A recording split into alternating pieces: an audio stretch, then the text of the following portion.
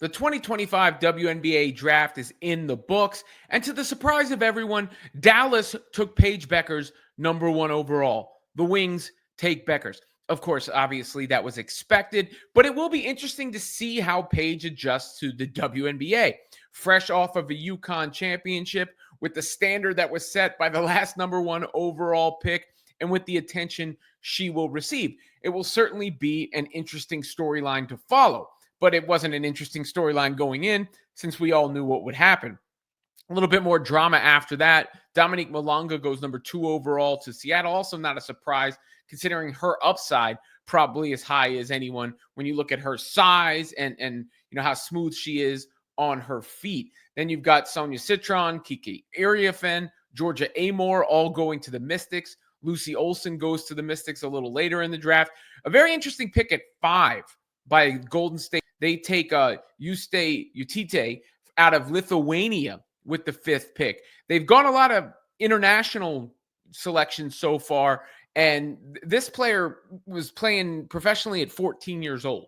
So they go with the upside, maybe, you know, sneakily the steal of the draft if they're evaluating things appropriately.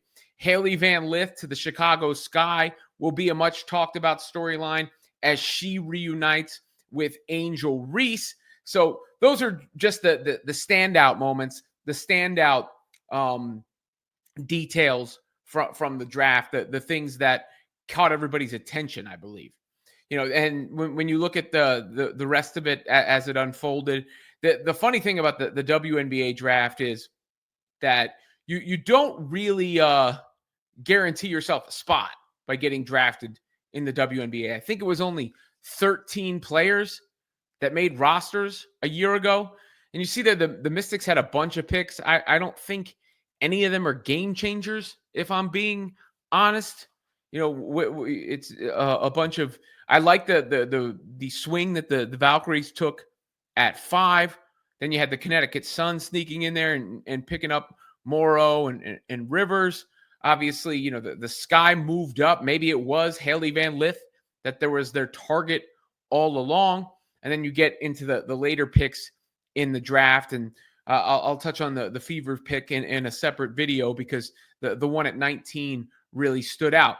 And then there's the fits and the other things that come along with the WNBA draft and a night like that where you're getting all sorts of different looks and off-court stuff that could make a mark because fashion is a part of the deal. Not my deal per se, but nonetheless, you know, some interesting looks like you had from Citron here and James, Haley Van Lith, very classic. Paige Beckers, who switched outfits before the draft from this, and then everybody seemed to love this look from Kiki Iriafen. But those were just some of the standout moments from the draft. To me, the biggest storyline is going to be everybody following Paige, obviously. Beyond that, how did the Mystics do with all those picks that they piled up? The Sky, are those picks, you know, they go international with the first one, and then Haley Van Lith with that second one. Is it going to be worth them moving up and surrendering and punting on their future draft picks? The Valkyries making their first ever pick, and then Dominique Malonga as well. But it just goes to show you how far the WNBA has come, where the draft becomes this big hyped event, and so many more of the names are known, even deeper in the draft, where people are like, oh, there goes Lucy Olson when she was picked 23rd to the Mystics, right? That in itself, when you're you know, knowing that Caitlin Chen from UConn getting taken by the Valkyries late in the draft, they're all significant strides. Now, you're going to need more teams in the league eventually in order for more of these draft spots to become guaranteed, because that's another aspect that, you know, is tough. So many of these players who hear their name called may not actually make the team that their name is called to, but nonetheless, it's got to be a great moment for anybody involved. And, you know, some of those players are going to have a chip on their shoulder to prove who they are and what they can do. You know, Caitlin Chen, fresh off of a championship. she gets picked by the Valkyries. Again, Lucy Olson. A lot of people thought she could be a sleeper in the draft with what she did at Iowa. Haley Van Lith, with Angel Reese and with Camila Cardoso. There's a lot of star power on the Chicago Sky now. She brings in, a degree of star power to one of the most noted teams in the WNBA at this point. Georgia Amore, can she be the point guard for the Mystics? The Mystics, they had a bunch of at-bats. How many of those are going to be hits? How many of those are they going to land? And then, again, the Valkyries, to me, are a fascinating story because they've never played a game before. The expansion draft got some attention, but let's be real about it. They didn't get much there. And I like their approach of thinking, okay, we're gonna go overseas.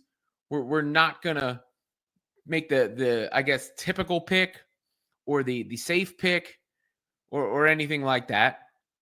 And then again, Paige, we knew what was going to happen. She's going to be teaming up with Arike Ogunbowale in Dallas. That team's got Dejanay Carrington and Alyssa Smith, and going to be one of the most followed teams. And it's something, there's a connection there when you follow somebody, and we saw it with Caitlin Clark last year, Iowa to the league, and obviously that's a whole different thing, from the magnitude standpoint, but it's similar from the narrative standpoint.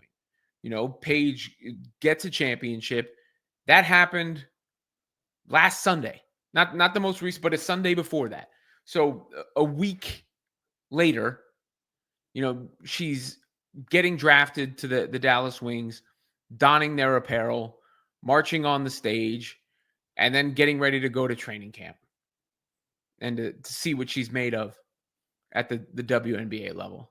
Oh, and one other storyline I neglected to miss was, or to mention, was Sedona Prince did not get drafted out of TCU. That was something somebody was watching, or a lot of people were watching. And then there was the supporters of Caitlin Chen, some of these draft moments that you see, who were watching her as she got selected later in the draft. So you can't take away these moments. With the 30th pick in the 2025 WNBA Draft, the Golden State Valkyries select Caitlin.